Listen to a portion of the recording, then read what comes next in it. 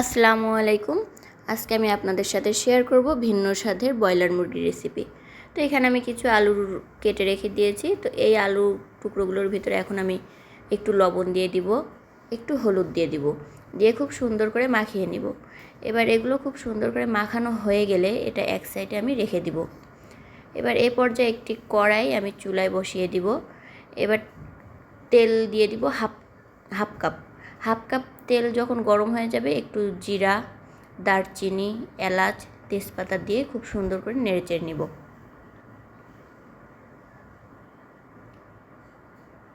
এটা এবার একটু ভাজা ভাজা হলে আমরা এর মধ্যে দিয়ে দিব পেঁয়াজ কুচি। তো পেঁয়াজ কুচিটা খুব সুন্দর করে ভাজতে হবে। একটু নরম এবং হালকা ব্রাউন কালারের মতন যখন হয়ে যাবে তখন হচ্ছে আমাদের এর মধ্যে বাটা মশলাগুলো ব্যবহার করতে হবে। তো দেখতে পাচ্ছেন আমি এখানে পেঁয়াজগুলো খুব সুন্দর করে ভেজে নিচ্ছি। তো আমার পেঁয়াজগুলো ভাজা শেষ। তো এখন আমি এখানে রসুন বাটা, আদা বাটা, কাঁচামরিচ বাটা, জিরা বাটা এবং হচ্ছে সামান্য একটু গুঁড়া মশলা, যেটা কালারের জন্য আমি ব্যবহার করেছি, আর হচ্ছে একটু গরম মশলা বাটা ব্যবহার করেছি। তো এই মশলাগুলো এখন সব একসাথে দিয়ে খুব সুন্দর করে ভেজে নিতে হবে, যাতে কোনো ধরনের কাঁচা গন্ধটা যাতে না থাকে। তো এগুলো যখন তেলের সাথে একটু ভালোভাবে ভাজা হয়ে যাবে তখন আমি এই পর্যায়ে হাফ কাপ পানি দিয়ে দেবো। এই পানিটা দিয়েছি যাতে মশলাটা যাতে পুড়ে না যায় এবং নিচে লেগে যাতে না যায়। তো ভালো করে কষিয়ে এবার গুঁড়া মশলাটা আমি দিয়ে দেবো। তো এখানে আমি লবণ দিয়ে দিচ্ছি আর একটু হলুদ দিয়ে দিব। তো এগুলো এখন খুব সুন্দর করে ভেজে নিব।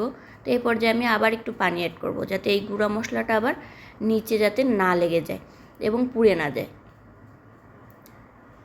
তো এটা ভালোভাবে কষানো হয়ে গেলে মশলাগুলো, এই পর্যায়ে আমি আগে থেকে কেটে ধুয়ে রাখা মুরগির মাংসটা ঢেলে দিব।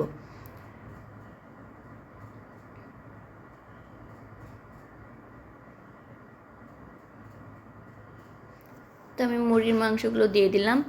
এই পর্যায়ে মুরগির মাংসগুলো ভালোভাবে মশলার সাথে কষিয়ে নিতে হবে। এই কষানোর ভিতরে এই মুরগিটার আসল টেস্ট। এই মুরগির মাংস রান্নার সবচেয়ে সিক্রেট ব্যাপার হচ্ছে এই মুরগির মাংসে কোনো ধরনের পানি অ্যাড করব না। এটা হচ্ছে অল্প আঁচে রান্না করতে হবে এবং ঢাকনা দিয়ে রান্না করতে হবে। তো এই পর্যায়ে আমি আবার আলুর টুকরোগুলো দিয়ে দিলাম। আলুর টুকরোগুলো দিয়ে ভালোভাবে নেড়ে চেড়ে আমি ঢাকনা দিয়ে কিছুক্ষণ রান্না করব। তো আবার ফিরে আসলাম, এসে দেখলাম যে অলরেডি অনেকখানি পানি বের হয়ে গিয়েছে, কারণ ঢাকনা দেওয়ার ফলে আর অল্প আঁচে রাখার কারণে মুরগির মাংসের ভিতরে পানিগুলো ছেড়ে দিয়েছে। তো এই পানি দিয়ে কষিয়ে খুব সুন্দর করে কষিয়ে নিতে হবে, ভাজা ভাজা করে। এই পর্যায়ে আমি সামান্য একটু গরম পানি অ্যাড করব, যাতে মুরগির ভিতরে যদি কোনো ধরনের যদি কাঁচা ভাবটা থাকে এটা কেটে যাবে। তো এভাবে আমি আরও 5 মিনিট রান্না করব হাই হিটে। এবার দিয়ে দিব ভাজা গরম মশলা বাটাটা। এটা দিয়ে আরও আমি কিছুক্ষণ নাড়াচাড়া করে আমি আরও 5 মিনিট রান্না করব।